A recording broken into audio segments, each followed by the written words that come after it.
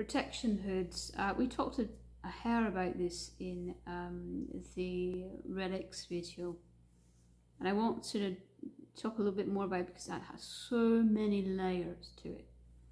First off, just a regular satin hood can do a lot. It doesn't have any totemic value, but it's still got just raw protection energy, and if you channel that properly, it can be immense. The two main styles of the hood is something that wraps around like a shawl and the hood comes over like this, or it is a full body cloak. Either way, it comes around your back and it wraps around. Either way, it really, the main difference is the length of it. Does it go, you know, halfway down, or does it go all the way down to your ankles, you know? There is, in some instances, there is a ceremonial aspect difference. Sometimes, I won't say always, sometimes if you wear a full body head to toe cloak, that is suggestive of some sort of high mastery, but not always. Traditionally, they were made out of animal pelts and skins. Traditional pagan protection hoods were made out of the skins. Sometimes they were attached to cloaks, sometimes they were just the skins. Basically, it's cut and sewn triangularly, the entire skin, cut in half, split open and sewn triangularly in such a way that the bottom half, you know, gets put up in the top half, and it wraps around the shoulders like this.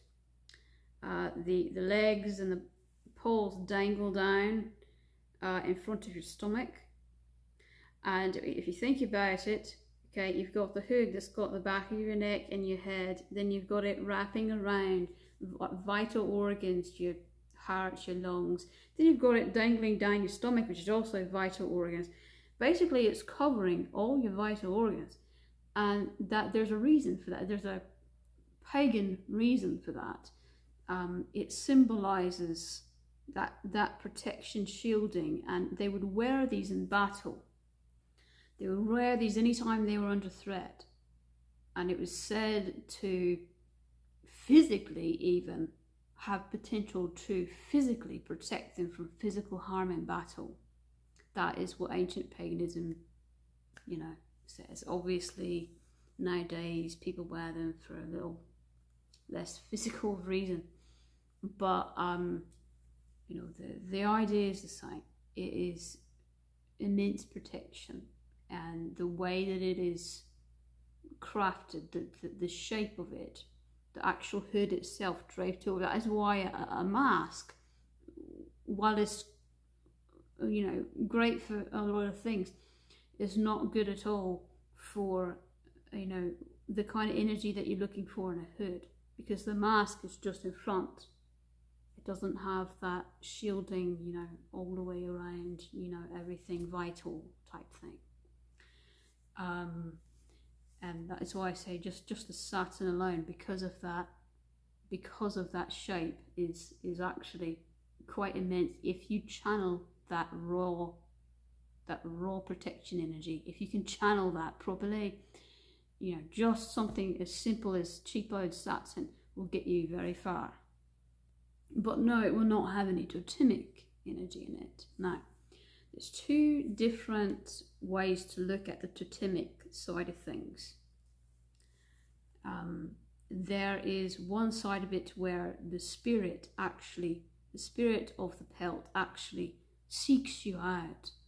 In olden day paganism, this was typically something that just died of natural causes, because think about it, if you're out there hunting an animal, you eat the animal to survive. You've already asked so much of it and to ask its spirit to protect you for the rest of your natural life whenever you need to would just be sinisterly, immensely sinister, evil, arrogant, selfish.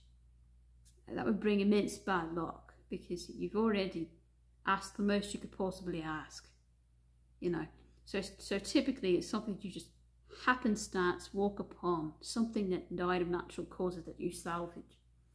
Nowadays, though, typically we're looking on the internet for pelts and things.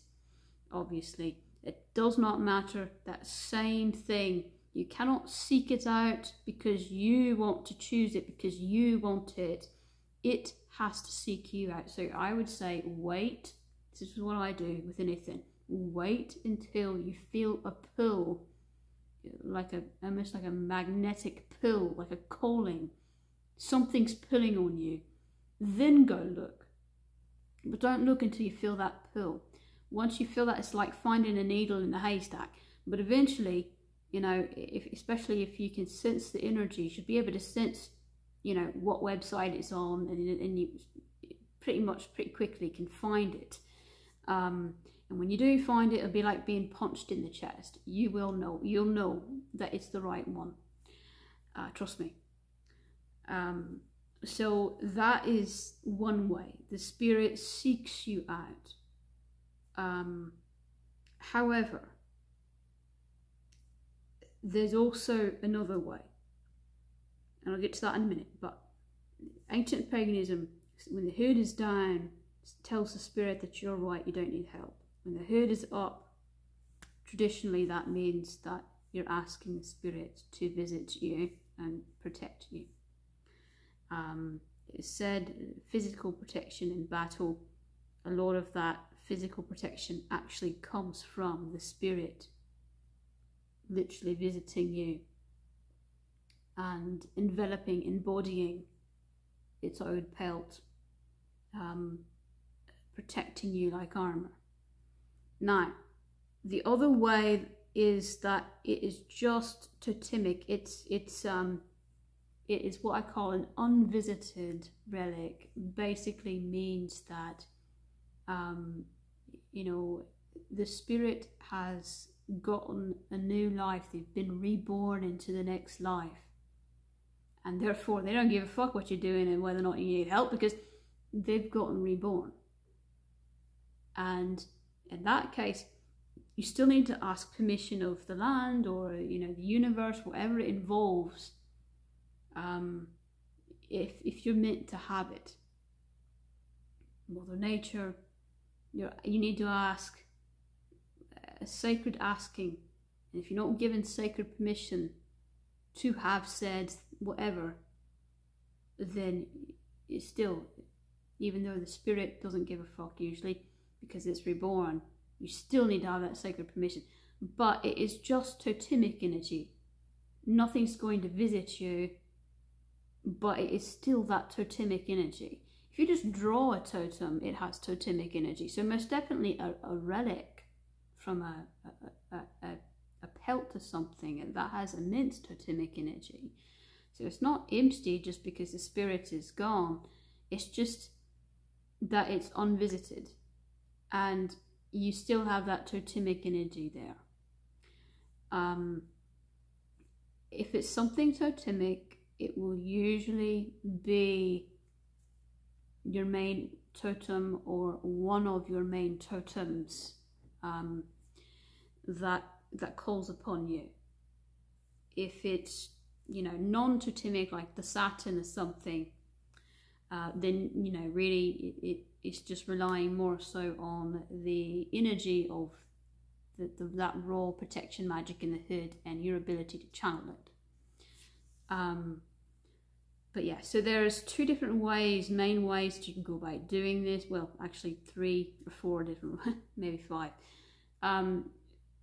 The most traditional way that I know of is it wraps around the shoulders. It's cut and sewn triangularly, meaning that the pelt is cut in half, and then it's split open.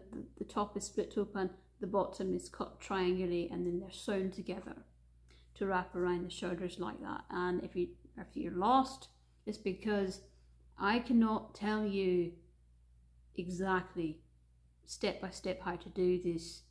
I do know how. All the ones that I make my own, but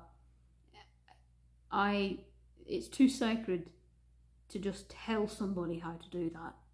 So if you're meant to figure it out, your guides, your spirit guardians, they will teach you. You'll figure it out, like I did. If you're not meant to figure it out, then it'll just, you won't figure it out.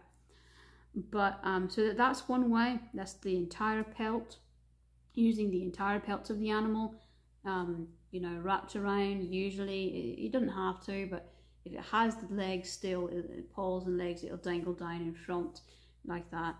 The other way is either just the head or the head and neck. Now, typically, that is sewn onto a cloak, so it ends up being the hood, okay, just the hood being the pelt, but the other fabric, is, whether it's the shawl-like or whether it's full body cloak, the rest of it is just plain fabric, and the only pelt part is either the head or the head and the neck.